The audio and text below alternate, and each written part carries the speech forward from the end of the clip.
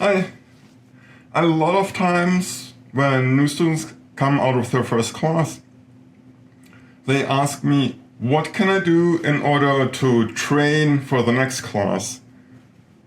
If you've never come to class, I want to tell you, most people are in good enough shape to take the class, so this shouldn't scare you.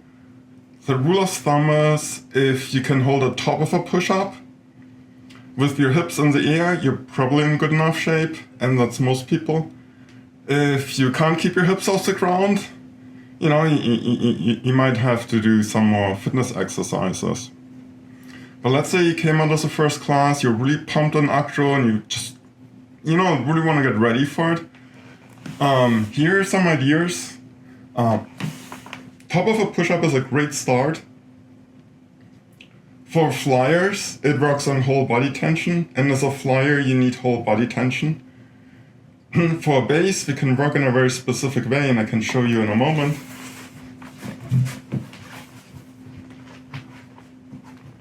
So imagine I'm on my top of push-up. As a base, I can slowly transfer my weight to one side, and I can slowly transfer to the other side. And what you want to visualize is, imagine you're turned upside down, where actually the ground is up instead of down, and then you get the picture that you're basing the entire planet. It's like a little mind shift. Usually if you do top of a push-up, you just think of your weight being up, but in effect you're actually really basing the whole planet. And so you can practice to slowly transition the planet all the way from one hand to the other one. You can pour it 1 pound at a time. The more control you develop, the better it'll go with an actual flyer. In essence, acroyoga is really about finding a bone stack. Remember, you're stacked, and then transitioning into a new stack. And so these transitions are what's hard, and so in your training you can train transitioning weight from one limb to the next. And that leads us to our next exercise. You can simply pick any pose, pick a second pose, and slowly transition, slowly and with control. So let's say I'm going to start in crab position, so my butt is off the ground, and I can first transfer my weight side to side, and see I can do it really, really slowly, so if I had a flyer on me, they wouldn't be dropped. And then let's go to downward dog. So I'm gonna lift this leg here, and then I'm gonna take my weight out of the shoulder.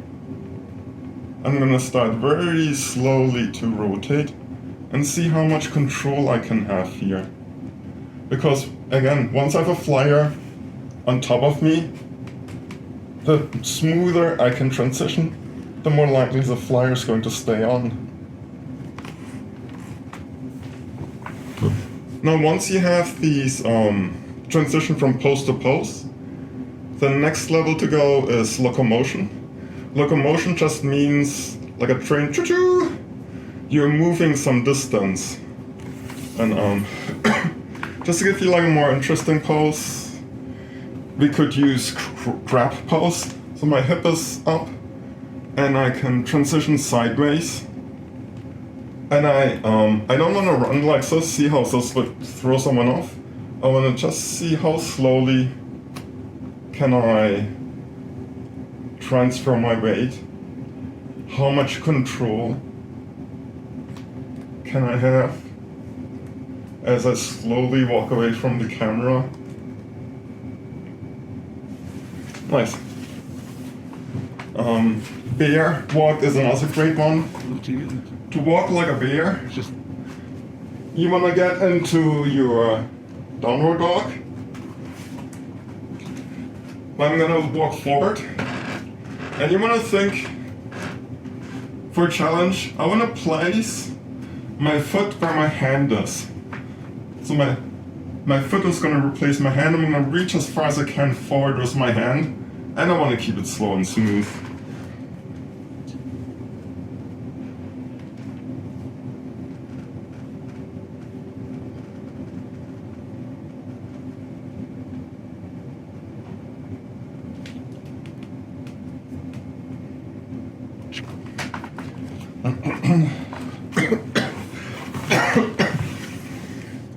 these are great whole body exercises that help you with coordination and developing muscles not just in one trajectory, like in a fitness machine, but in many different trajectory, which is what you need as a base and as a flyer. As a flyer, essentially in the air, constantly shifting from one pose to the next. Yeah.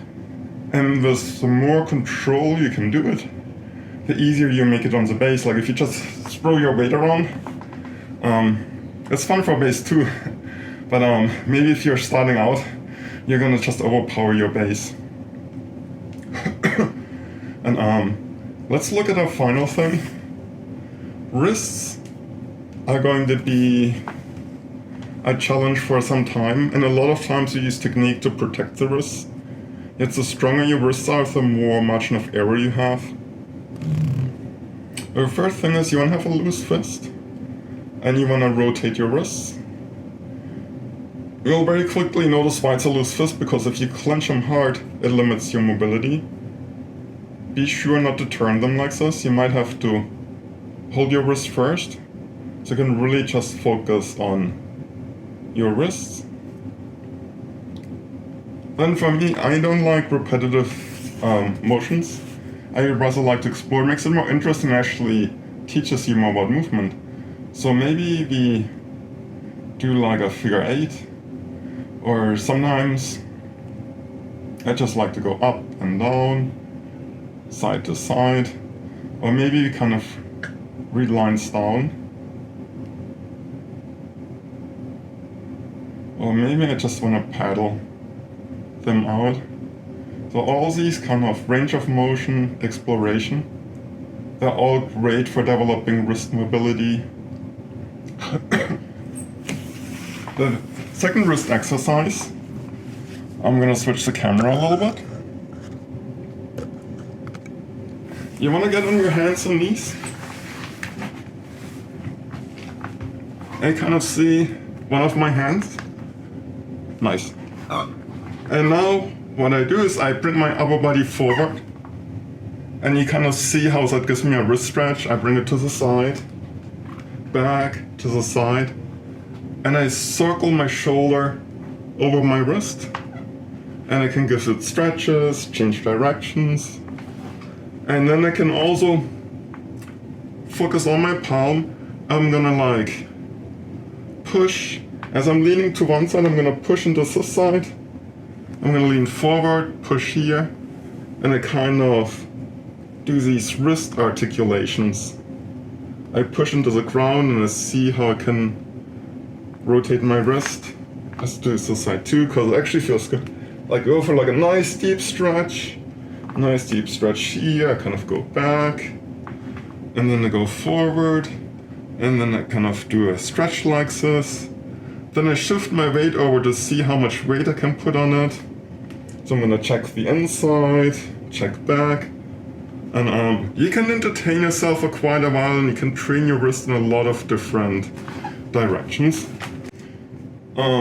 So for all the exercises work for bases and flyers. You might work on them with a different focus. Here's an exercise for bases. A lot of beginners have issues with hamstring flexibility. And a lot of beginners do a lot of bird poses and similar, where you need to have enough hamstring flexibility to support the flyer.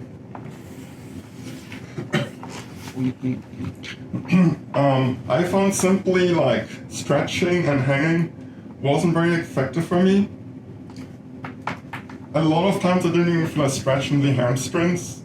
And what I learned is that all the way from down to up, you have fascia. It's kind of like wrapping around your muscle fibers, going all the way up.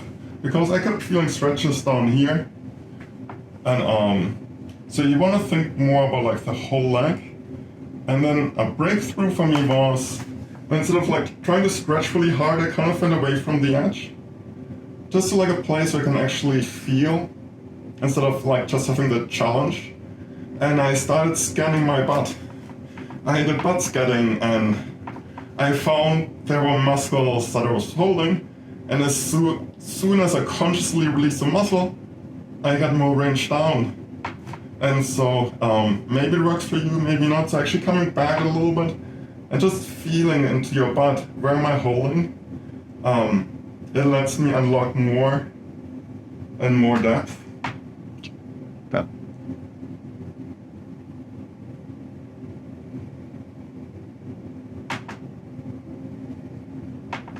You can kind of see how it came more down, and most of it was not really from my hamstring, it's more me unlocking muscles in my butt.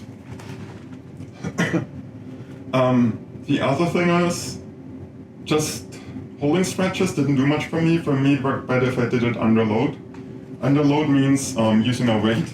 So I got a kettlebell here, and I can do deadlifts. If you do deadlift, you can put your back at risk.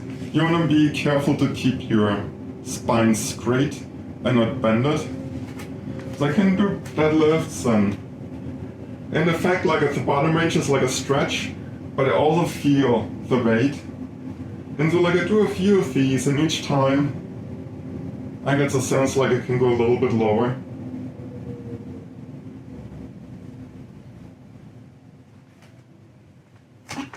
So this gives you some options of what you can do at home to train, prepare for the next acroyoga class.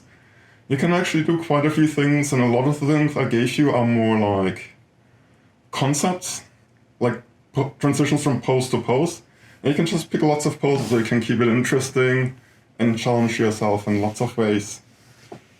And just a reminder, if you have never come to a class and you're freaked out, you might not be strong enough, just try the top of a push-up. If you can hold it, you're probably good to go. See you in the class.